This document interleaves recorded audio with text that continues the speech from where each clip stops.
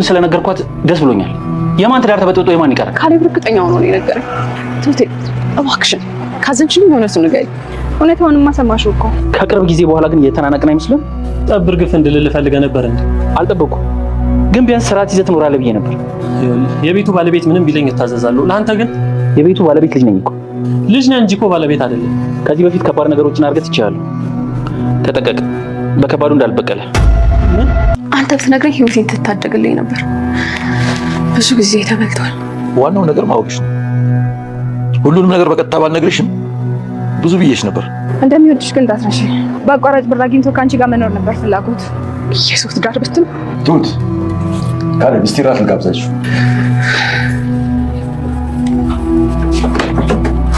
እነዚህ ብሽቆች። ወይኔ ቲና፣ ቆይ እኔ ነኝ አንተን መብሸቅ ያለብን? አንቺ ነሽ። እና ደግሞ በሽቀሻል። እኔ ደግሞ ኪሳሬ በጣም ያናደኛል። ምን የከሰርነው ነገር አለ? እውነትም ጤነኛ አይደለሽም። አትስደበኝ። አልሳደብኩሽም። እንደውም ለዚህ ንግግርሽ ብመታሽ ደስ ባለኝ። ቆይ ለምን ግልጽ አድርገሽ አትነግሪኝ? በጣም ደህና ነኝ። ምን ልታዘዝ? ካፌ እኮ አይደለም የገባሁት፣ ሚስቴን ያገኘኋት። ይኸውልህ ሚስት ካረለው ታዲያ ነው። ቆይ ምን ይነሽ? አሁን አላውቅም። ቆይ ለካሌብ ማን ልድርለት ነው? ትሁትን ወይስ ሄደን? እኔ ፈለገው መጥቶ ባይገባ ደስ ይለኛል።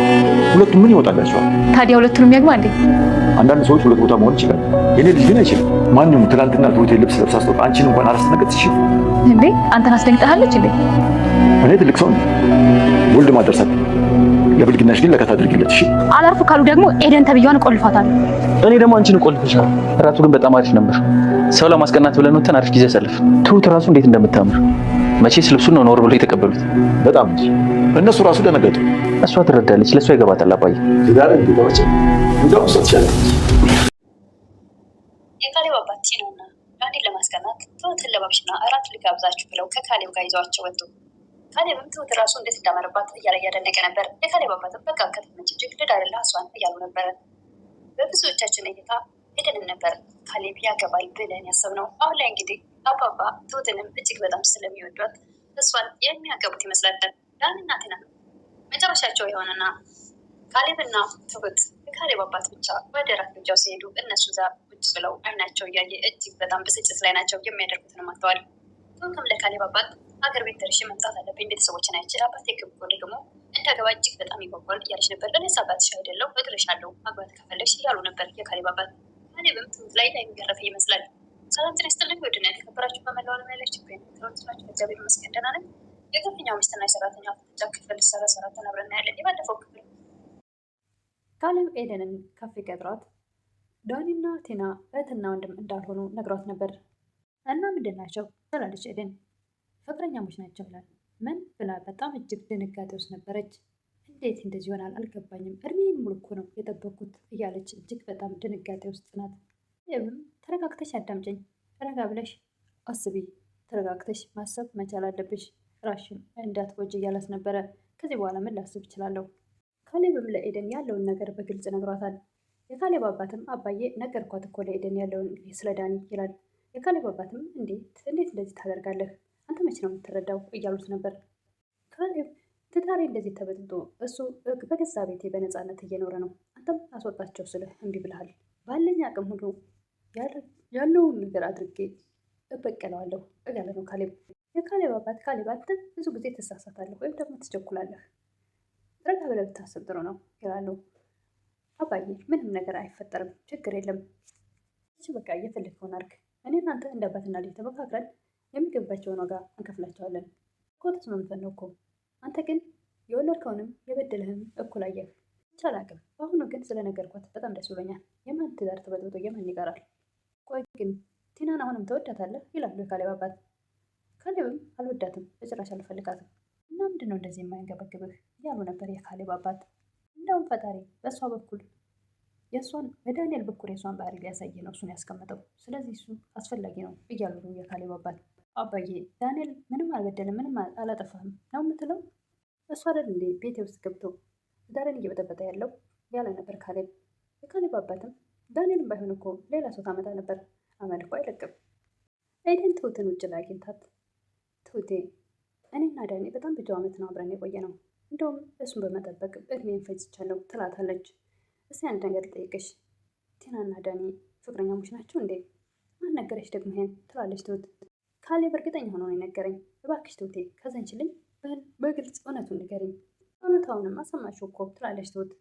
እና ፍቅረኛሞች ናቸው እህትና ወንድም አይደሉም ትላለች። አዎ አይደሉም ፍቅረኛሞች ናቸው ትላለች በግልጽ ትሁትም። እናንተም እያተለላችሁ ነበር እንዴ ትላለች ኤደን። ከኛ ጋር ምን ያገናኘዋል ኤዱ? እኛ እኮ ሁላችንም ወደንሻል። የጠበቅነውም እንዳንቺ አይነት ሰው ነበረ።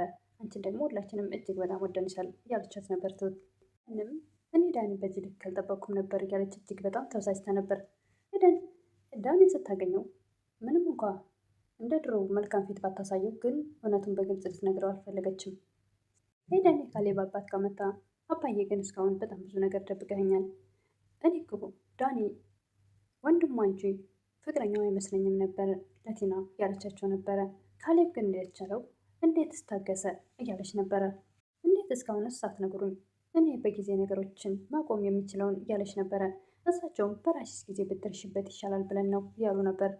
ትሁትም ለኤደን የካሌብ አባትን ለረጅም ጊዜ ሽባ አድርጋ በመድኃኒት አስቀምጣቸው እንደነበረ በጣም ጨካኝ ሰው እንደሆነች እና በትራስም አፈና ልትገላቸው እንደሞከረች በጣም ብዙ ግፍ እንዳደረሰችባቸው እየነገረቻት ነበር። የካሌብ አባትም ለካሌብ ሌላ አዲስ ትልቅ ድርጅት እንደሚከፍቱና እሱም ለእሱ እንደሚሆን ለካሌብ እየነገሩት ነበር። አይ አባዬ በአንተ ስም ይሁን እኔ ያንተ ማለት የኔ አይደል እያለ ነበረ።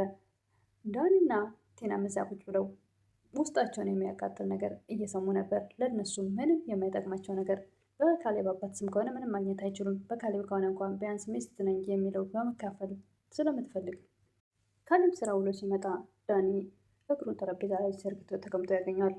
እኔ እንኳን በቤቴ እግሬን ጠረጴዛ ላይ ሰቅዬ አላውቅም ይላል። ከቅርብ ጊዜ በኋላ ግን የተናነቀን አይመስልህም እያለ ነበር ካሌብ። ጠብር ግፍ እንድልል ፈልገህ ነበር እንዴ እያለ ነበር ዳኒ። አልጠበቅኩም፣ ግን ደግሞ ቢያንስ ስርዓት ግን ይዘህ ትኖራለህ ብዬ ነበር። ዳኒ አሁንም ዝቅ አድርጎ የማየቱን ቀጥሎበታል። ከዚህም በፊት የቤቱ ባለቤት የሚል የካሌብ አባትን የቤቱ ባለቤት ምንም ቢለኝ ይታዘዛለሁ፣ ለአንተ ግን በጭራሽ አላደርገውም እያለ ነበር። የቤቱ ባለቤት ልጅ አይደለው እንዴ እያለ ነበር ካሌብ። እና እንጂ ባለቤት አይደለህም እያለ ክርክሩን ቀጥሏል። ከዚህ በፊት ከባድ ነገሮችን አድርገህ አልፌያለሁ፣ ተጠንቀቅ፣ ከባድ በቀል እንዳልበቀልህ እያለ ነበር ካሌብ። ካሌብ አባትም ካሌብና ትሁትን እራት ግብዣ ለማድረግ ትሁትን ልብስ ቀያሪ ብለዋት ነበርና እሷም ዘነት ብላ ወደ ሳሎን ስትመጣ ዳንኤል እና ቴና የሚሰራቸውን አሳጧቸው ነበር። እጅግ በጣም ነበር የተበሳጩት። ካሌብ አባትም ትሁትን ጠጋቢ ወደ ካሌብ ጠጋበል እያሉ ፎቶ እየተዘዋወሩ እያነሷቸው ነበር። የካሌብ አባትም ትሁትን ለካሌብ እንድትሆን እያሰቡ ይመስላል።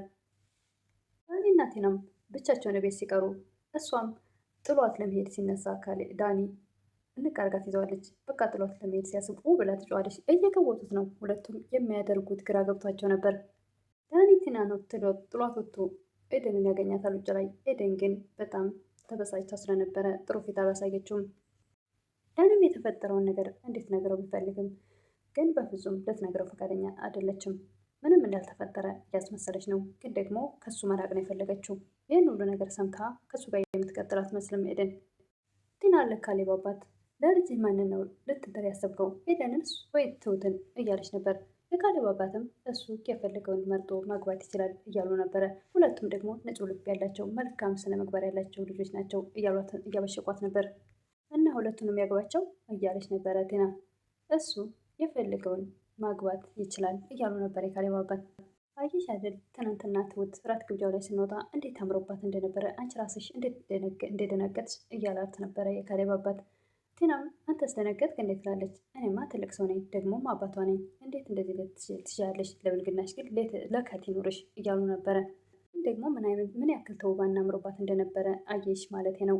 ደግሞ የሄድንበት ቦታ ጠብር ግፍ ብለው ነበር ያስተናገዷት እያሏት ነበረ።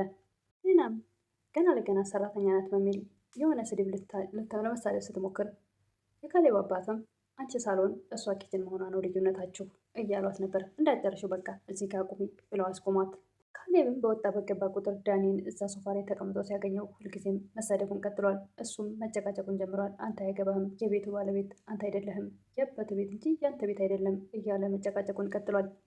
አንተም እኮ የራስህ ቤት እስካልሆን ድረስ የአባት ቤት እስከሆነ ድረስ እንደኔ ተጠግተህ ነው የምትኖረው እያለ ነበረ። ካሌብ እኔ እኮ ስራ አለኝ፣ ደግሞም የአባቴ ቤት ነው፣ የአባቴ ንብረት ነው። ካሌብ ለአባቱ ቲናና ዳኒን ለማበሳጨት ወይም ለማስቀናት ብለን ያደረግነው የራት ግብዣ እጅግ በጣም ደስ ሲል ነበረ። በጣም ጥሩ ጊዜ ያሳለፍን እያለ ነበረ። በጣም ደስ ይላል። አየህ አይደል ትሁትን ራሱ እንዴት እንዳማረባት እያለ እያደነቀ ነበር ካሌብ። የካሌብ አባትም ከውጭ ሲመጡ ዳኒ ብቻውን ቁጭ ብሎ ያገኙታል። አባዬ ቤት እኮ ሊበላኝ ደረሰ ይላል ዳኒ። አንተ ግን መቀመጡን የወደድከው ይመስላል ይሉታል። ምን መቀመጥ የሚፈልግ ሰው አለ ብለው ነው እንግዲህ አማራጭ ሲጠፋ ነው እንጂ ይላል ዳኒ። አባዬ ግን አመሰግናለሁ ይላል። ምን አደረግኩልህ ይላሉ። እንደ ልጅ ስላየኸኝ ይላል ዳኒ። አይ እውነቱን ነው የምንገርህ፣ ልጅ እንደ ልጅ አላየኸውም። ልጅ እኮ ልጅ ነው፣ ግን ደግሞ እዚህ እስካለ ድረስ እንደ ልጅ ነው የማይህ እያሉች ነበር። ሰው በሌለበት ጊዜ ያገኛትን ጥሩ ሴት ተንከባከባት። ደግሞ እንደዚህ ስልህ በገንዘብ አይደለም በፍቅር ነው እንጂ በዚህ ሰዓት ከገንዘብ የበለጠ ሌላ ምን ነገር አለ ይላል ዳኒ። የካሌብ አባት ልጃቸውን መታሃል እንደ የኔ ልጅ ይሉታል። የኔ ልጅ አልከኝ ይላል ካሌብ። የኔ ልጅ እባክህ ከመብሸቅ ማብሸቅ ይሻላል። እንዴት ነው አባዬ ይሄ ነገር መፍትሄ ነው እንዴ ይላል። ቆይ ምንድን ነው ምን አስፈለገ ከዚህ በኋላ በዚህ መቀጠል? እኔ ካልፈለግኩት ይህን ጨዋታ እያለ ነበር ካሌብ። ታይሆን እኮ እንዴት እንደተናናቅን ጭራሽ እኮ ቤቱ ያባት እንጂ ያንተ አይደለም አለኝ። ወንድም መስሎ ገብተው የሰው ሚስት ሲያባልግ የቆየው ዳኒም ኤደንን ላለማጣት አሁን ላይ እጅግ በጣም ጥረት እያደረገ ነው። ኤደን ግን የምትሰማ አይመስልም። ለዛሬ ይዤ የቀረብኩት የግፈኛው ሚስትና የሰራተኛዋ ፍጥጫ ክፍል 34 ይህን ይመስል ነበረ። በቀጣይ እስክንገናኝ መልካም ቆይታ እያልኩኝ ለምታበረታቱኝ እህቶችን ምስጋናዬ ከልብ ነው። አዲስ ስለሆናችሁ ደግሞ ሰብስክራይብ እያደረጋችሁ ቤተሰቡ ነኝ አበረታቱኝ እላለሁ። አመሰግናለሁ።